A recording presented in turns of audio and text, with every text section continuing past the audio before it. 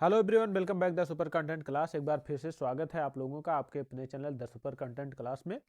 तो साथियों, आप लोगों को बता दें, अभी तक हमने 4 क्लास कंप्लीट कर लिया है। ये जो सीरीज चल रही है, एक पूरे जितने भी अभी तक सवाल बने हैं तब बहुत सारे एग्जामों में वहाँ से पूरे कंप्लीट हो रहे हैं भारतीय संविधान।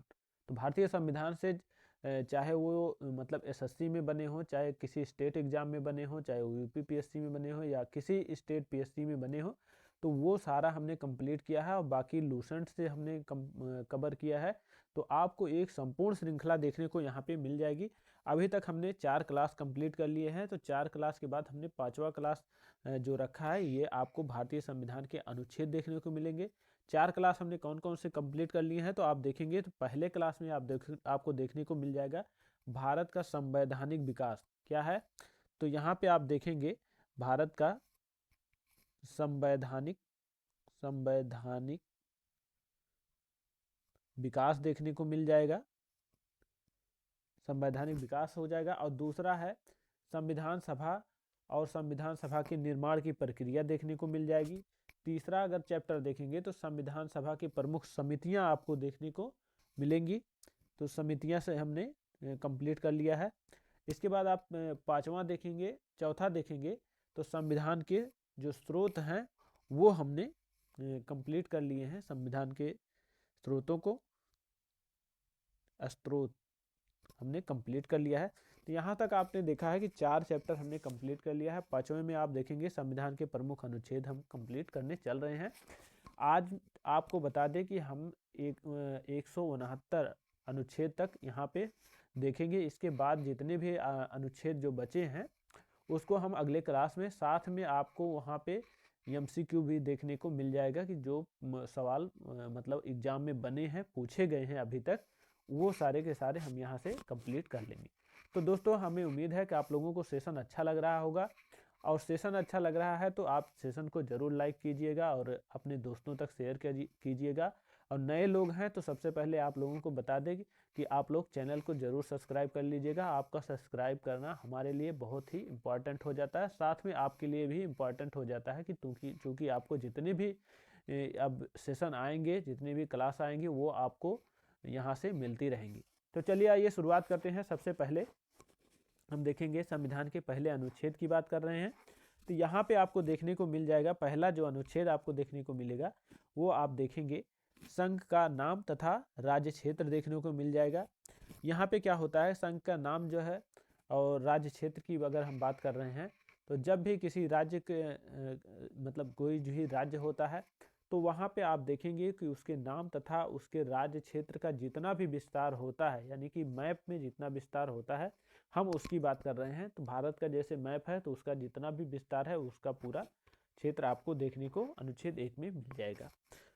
अगर इसके बाद हम बात कर रहे हैं अनुच्छेद 2 की, तो अनुच्छेद 2 में आपको नए राज्य का प्रवेश एवं स्थापना देखने को मिल जाएगा। नए राज्य का प्रवेश या स्थापना की बात है कि भारत का जो राज्य क्षेत्र है उसके बाद कहीं से भी अगर कोई राज्य क्षेत्र हमारे राज्य में जुड़ता है या जोड़ा जाता है तो वो संविधान अनुच्छेद 2 के तहत ही जोड़ा जाएगा।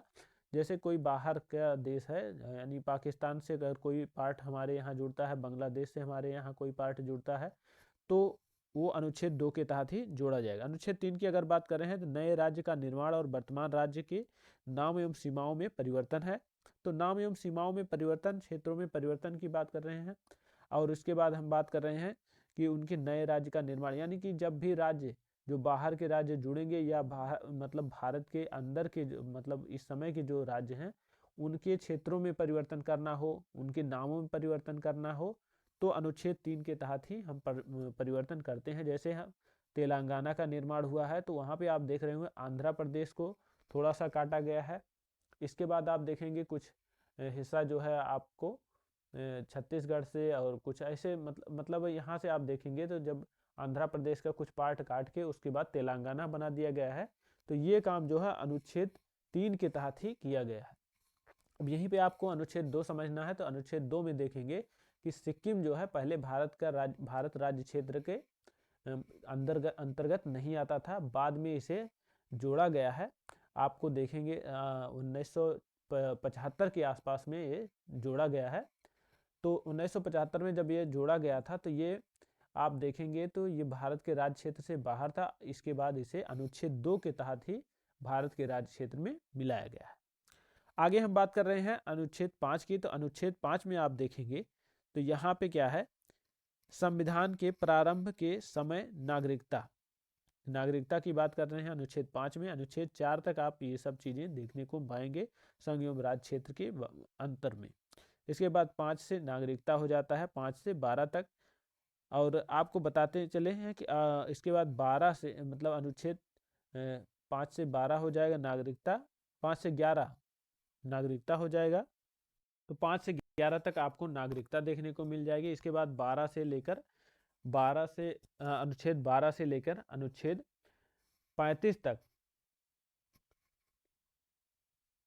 अनुच्छेद 35 तक आपको मौलिक अधिकार देखने को मिल जाएगा। इसी तरह से हम आगे बढ़ते रहेंगे। तो सबसे पहले आप देखेंगे अनुच्छेद 14 में। तो अनुच्छेद 14 में जो आपको देखने को मिल रहा है, तो अनुच्छेद 14 में आपको विधि के समक्ष समानता का अधिकार देखने को मिल जाएगा।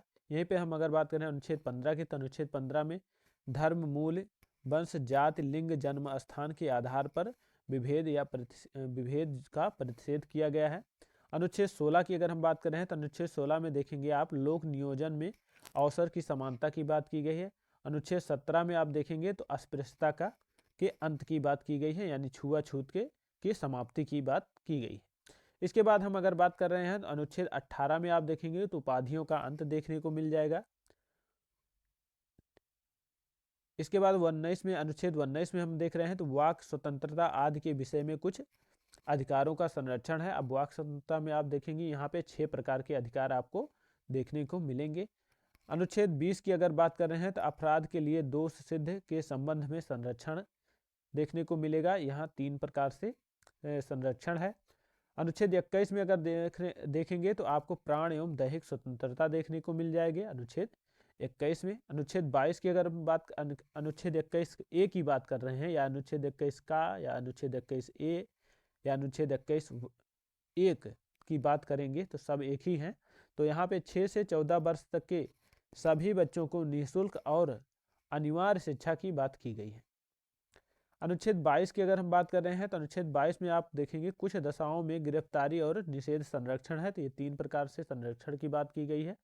तो यहाँ तक आपको उम्मीद है कि आपको समझ में आ गया अनुच्छेद 22 तक। आगे बढ़ते हैं अनुच्छेद 23 से देखेंगे। तो अनुच्छेद 23 में आप देखेंगे तो मानव दुर्व्यवहार तथा बलात्सरम प्रतिषेध है। यहाँ पे आप सही कर लीजिएगा, तो प्रतिषेध। इसके बाद आप देखेंगे यहाँ पर भी थोड़ी सी गलती हो गई है, तो ये आप लोग सुधार लीजिएगा। यहाँ पे श्रम का प्रतिषेध किया गया है। अनुच्छेद 24 में देखेंगे तो कारखाना आदि में बालकों के नियोजन का प्रतिषेध किया गया है। यानी जो अनुच्छेद 24 है उसमें जो है जो बच्चे हैं उनको जो है किसी कारखाना में या किसी ऐसी जगह पे जहाँ पे खतरा हो वहाँ पे काम नहीं कराया जा सकता है। आगे बढ़ते हैं अनुच्छेद 25 में। तो अंतरण की और धर्म को अबाध रूप से मानने और आचरण और प्रचार करने की स्वतंत्रता आपको देखने को मिल जाएगी अनुच्छेद 25 में। इसके बाद अगर बात करें अनुच्छेद 29 की हम, तो अनुच्छेद 29 में अल्पसंख्यक वर्गों के हितों का संरक्षण किया गया है। अनुच्छेद 32 की हम बात कर रहे हैं तो संवैधानिक उपचारों का अधिकार है। इसके बाद अनुच्छेद 36 की बात कर रहे हैं तो अनुच्छेद 36 में आप देखेंगे तो यहाँ पे परिभाषा है। तो यहाँ अनुच्छेद 36 में परिभाषा किस चीज़ की है, तो ये चीज़ आपको समझ लेना। अनुच्छेद 36 से ही आपको राज्य के नीति निर्देशक तत्व जो है वो देखने को मिल जाएंगे, और राज्य के नीति निर्देशक तत्व की परिभाषा जो है अनुच्छेद 36 में दर्शाई गई।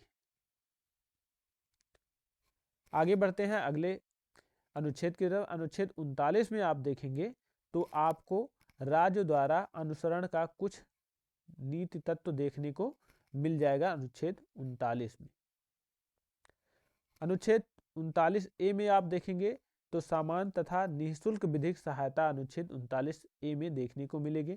अनुच्छेद 40 की अगर हम बात कर रहे हैं तो अनुच्छेद 40 में आप देखेंगे तो ग्राम पंचायत क्या है, ग्राम पंचायत की स्थापना का प्रावधान यहीं पे देखने को मिल जाएगा। इसके बाद हम बात कर रहे हैं अनुच्छेद 41 में। तो अनुच्छेद 41 में आप देखेंगे तो कुछ दशाओं में काम तथा शिक्षा और लोक सहायता पाने का अधिकार अनुच्छेद 41 में आपको देखने को मिलेगा। यानी कि अनुच्छेद 40 में अगर किसी ग्राम पंचायत का निर्माण किया जाए तो उनके लोगों के लिए आप देखेंगे अनुच्छेद 41 में उनके काम काज की भी व्यवस्था की जाएगी। अनुच्छेद 44 की अगर हम बात कर रहे हैं तो अनुच्छेद 44 में आप देखेंगे तो समान नागरिक संहिता आपको देखने को मिलेगी, समान नागरिक संहिता। और ये समान नागरिक संहिता अभी तक आप देखेंगे तो भारत के 2 राज्यों में लागू हुआ है। तो ये कौन कौन से 2 राज्य हैं ये आपको कमेंट बॉक्स में बताना है, कौन कौन से 2 राज्य हैं जहाँ पे समान नागरिक संहिता लागू की गई है।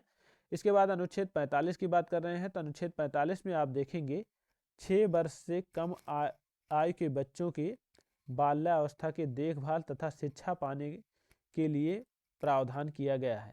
अब आप यहाँ पे देखेंगे तो 6 वर्ष से कम आयु के जो बच्चों के लिए बाल्यावस्था में देखभाल तथा शिक्षा पाने का जो प्रावधान है, इसी के अंतर्गत आपको जो है ग्राम पंचायतों में आंगनबाड़ी कार्यक्रम देखने को मिल जाएगा। आगे बढ़ते हैं अगले अनुच्छेद की तरफ। अनुच्छेद 48 में देखेंगे आप कृषि और पशुपालन का संरक्षण की बात की गई है। अनुच्छेद 48 में कृषि एवं पशुपालन के संरक्षण की बात की गई है।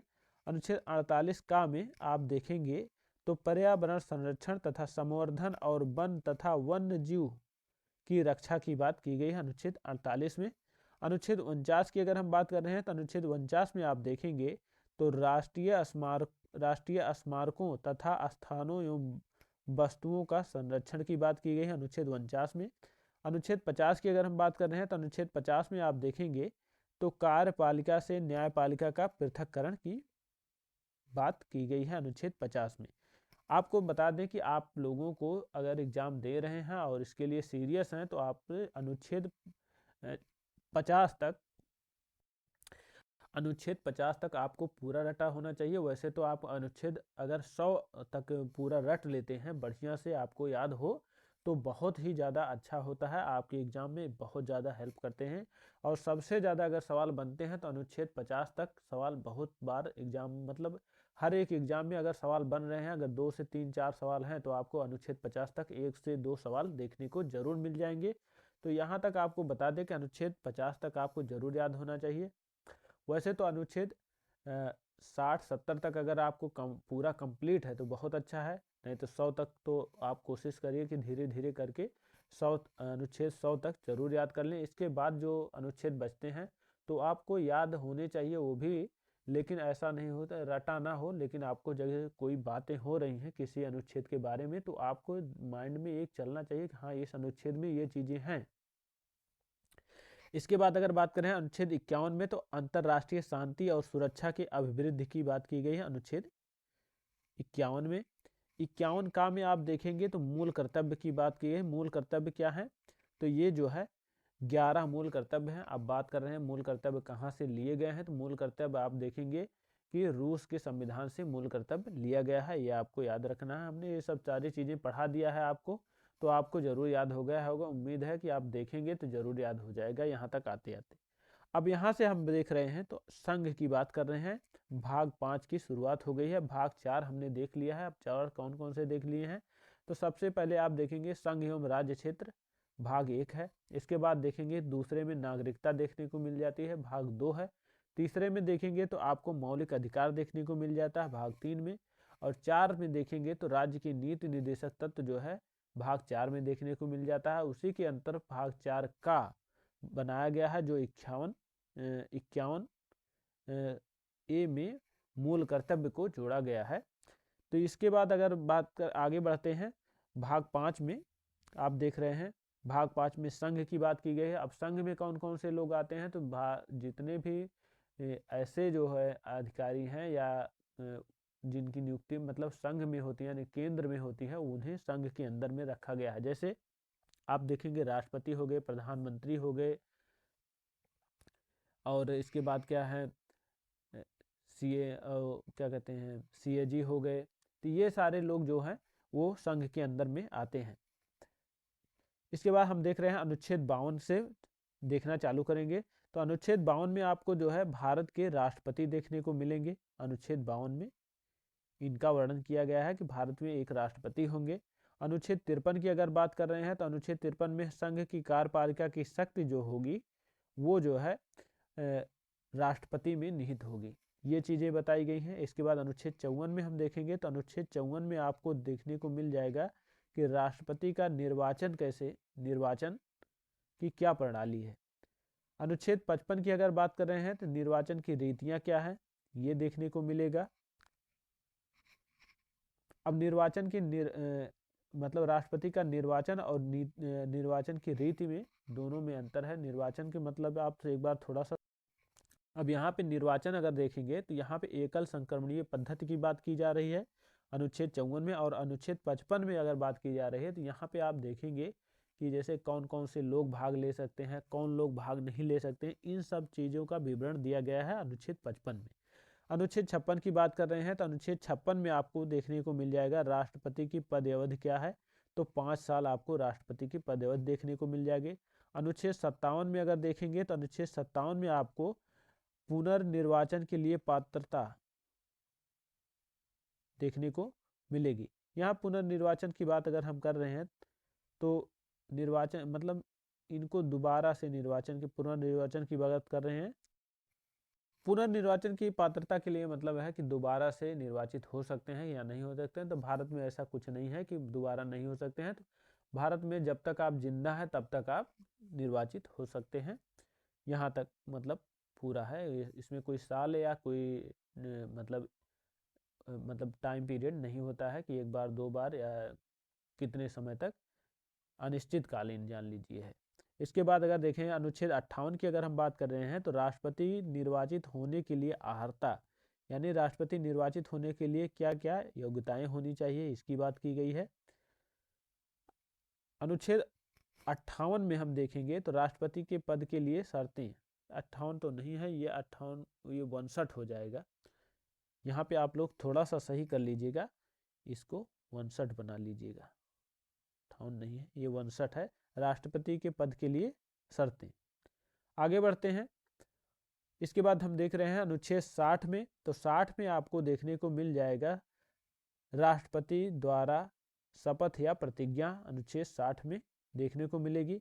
इसके बाद देखेंगे तो अनुच्छेद 61 में राष्ट्रपति पर महाभियोग चलाने की प्रक्रिया आपको अनुच्छेद 61 में देखने को मिलेगी। अनुच्छेद 63 में देखेंगे तो भारत का एक उपराष्ट्रपति, यहाँ से अनुच्छेद 63 से जो है आपको उपराष्ट्रपति की शुरुआत हो जाती है। अनुच्छेद 64 की अगर हम बात कर रहे हैं तो उपराष्ट्रपति का राज्यसभा में पदेन सभापति होना अनुच्छेद 64 में दिया गया है। अनुच्छेद 65 की अगर हम बात कर रहे हैं तो यहाँ पे आपको देखने को मिल जाएगा आकस्मिक राष्ट्रपति के पद में आकस्मिक व्यक्तियों के दौरान उनकी अनुपस्थिति में उपराष्ट्रपति राष्ट्रपति के रूप में कार्य करेंगे। यानी आप यहाँ देखेंगे कि जैसे राष्ट्रपति नहीं है और उस समय कौन काम करेगा, तो उपराष्ट्रपति जो है राष्ट्रपति का स्थान लेंगे अनुच्छेद 65 में। अनुच्छेद 66 की अगर हम बात कर रहे हैं तो यहाँ पे आप देखेंगे 66 में उपराष्ट्रपति के निर्वाचन की बात की गई है। अनुच्छेद 67 में अगर देखेंगे तो आपको अनुच्छेद 67 में उपराष्ट्रपति की पद अवधि क्या होगी, तो 5 साल होगी। यहाँ तक उम्मीद है आप लोगों को समझ में आ गया है। अनुच्छेद 66 की अगर हम बात कर रहे हैं तो अनुच्छेद 66 में आपको देखने को मिल जाएगा उपराष्ट्रपति के निर्वाचन। अनुच्छेद 67 में अगर देखेंगे तो अनुच्छेद 67 में उपराष्ट्रपति की पद अवधि हमने आपको बता दिया है 5 साल है। अनुच्छेद 68 में आप देखेंगे तो उपराष्ट्रपति के पद में रिक्ति को भरने के लिए निर्वाचन के समय सीमा का निर्धारण इसमें किया गया है कि कितने समय में जो है उपराष्ट्रपति को चुन लिया जाएगा। इसके बाद अनुच्छेद 69 में आप देखेंगे तो उपराष्ट्रपति द्वारा शपथ या प्रतिज्ञा की बात की गई है। अनुच्छेद 70 में अगर देखेंगे तो अन्य आकस्मिकताओं में राष्ट्रपति की कृत्यों का निर्वहन किया गया है। अनुच्छेद 71 में अगर देखेंगे तो राष्ट्रपति या उपराष्ट्रपति के निर्वाचन से संबंधित किसी भी विवाद के निपटारे हो तो आप जो है सुप्रीम कोर्ट में जाएंगे, इस चीज़ का उल्लेख किया गया है। अनुच्छेद 72 में अगर देखेंगे तो अनुच्छेद 72 में आपको राष्ट्रपति को क्षमादान की शक्ति प्रदान की गई है अनुच्छेद 72 में। अनुच्छेद 73 की अगर हम बात कर रहे हैं तो अनुच्छेद 73 में देखेंगे तो संघ की कार्यपालिका शक्ति आपको देखने को मिल जाएगी। आगे बढ़ते हैं, अनुच्छेद 74 में हम देखेंगे तो अनुच्छेद 74 में आपको देखने को मिल जाएगा कि राष्ट्रपति की सहायता और सलाह देने के लिए एक मंत्रिपरिषद होगी। अनुच्छेद 75 में देखेंगे तो प्रधानमंत्री की नियुक्ति राष्ट्रपति करेंगे। अनुच्छेद 76 में देखेंगे तो भारत के महान्यायवादी देखने को मिल जाएंगे। अनुच्छेद 77 की अगर हम बात कर रहे हैं तो अनुच्छेद 77 में भारत सरकार के कार्य का संचालन आपको देखने को मिलेगा अनुच्छेद 77 में।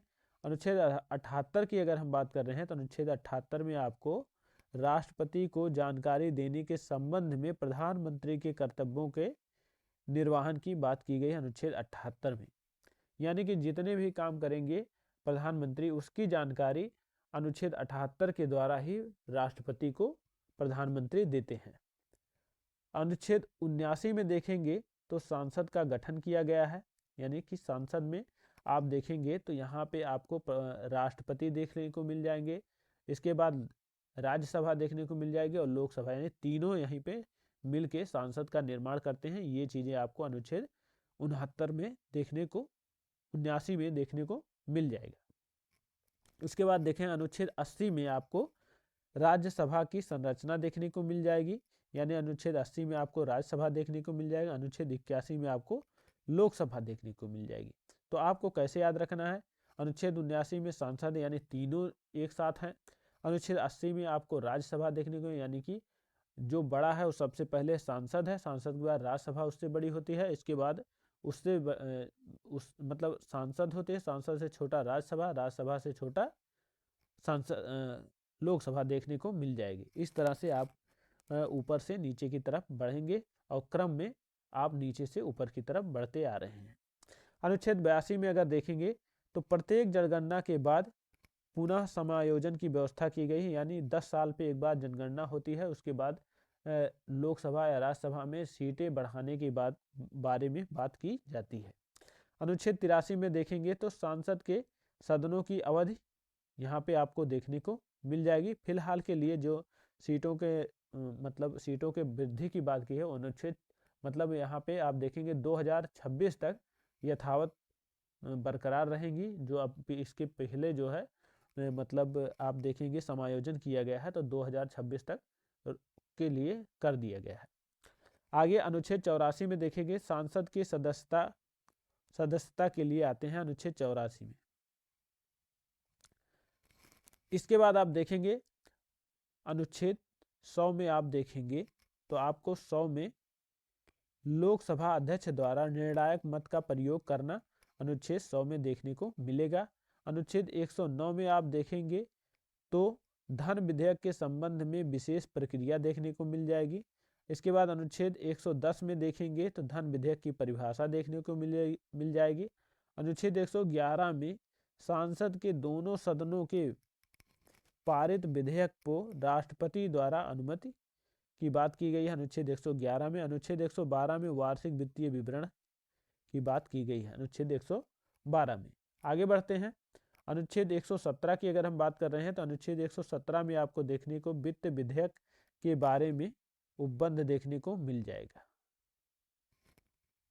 आगे बात कर रहे हैं अनुच्छेद 122 में तो न्यायालय द्वारा सांसद की कार्यवाही की जांच ना किया जाना, यानी कि न्यायालय जो है सांसद की कार्यवाही की जांच नहीं कर सकता है, ऐसा विवरण जो है अनुच्छेद 122 में दिया गया है। अनुच्छेद 123 में आप देखेंगे तो सांसद के विश्राम अवस्था में अध्यादेश जारी करने की शक्ति जो है वो राष्ट्रपति में निहित कर दी गई है, यानी कि आप देखेंगे कि जब सांसद का सत्र नहीं चल रहा हो और कोई अध्यादेश जारी करना हो तो उसके लिए राष्ट्रपति अध्यादेश जारी कर देते हैं, बाद में सांसद आके उसका अनुमोदन करा देती है और वो जो अध्यादेश जारी हुआ होता है वो आगे बढ़ जाता है, यानी वो निश्चित कर लिया जाता है कि हाँ यह अध्यादेश सही है। अगर नहीं ऐसा होता है या हो पाता है तो एक टाइम पीरियड के बाद यह अध्यादेश राष्ट्रपति द्वारा जो जारी किया होता है वो समाप्त हो जाता है।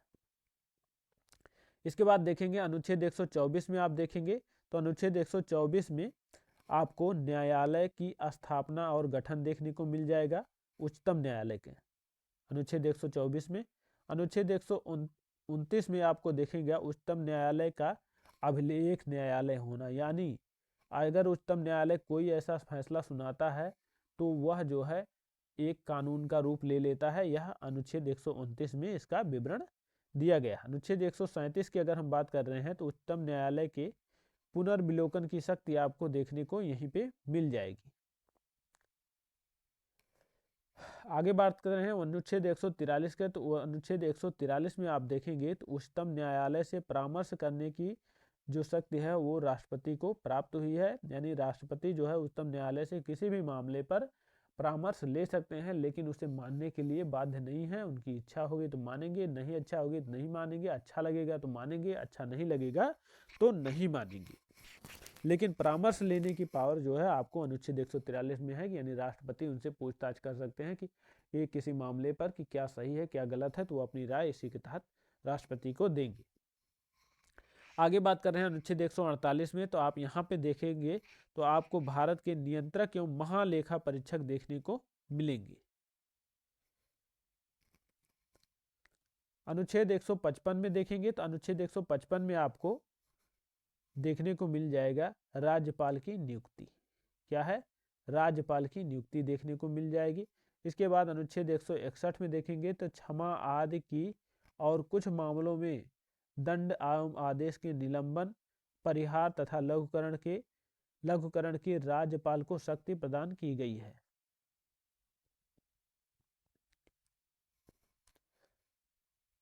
आगे बात कर रहे हैं अनुच्छेद 164 की।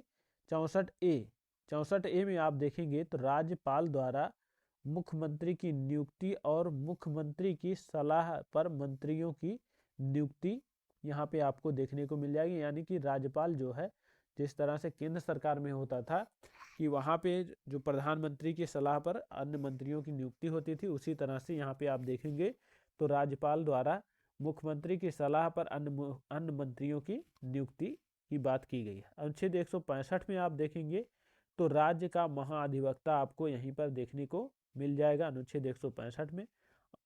और अनुच्छेद 169 में आप देखेंगे तो यहाँ से आपको विधान परिषद का उत्पादन एवं सृजन देखने को मिल जाएगा अनुच्छेद 169 में।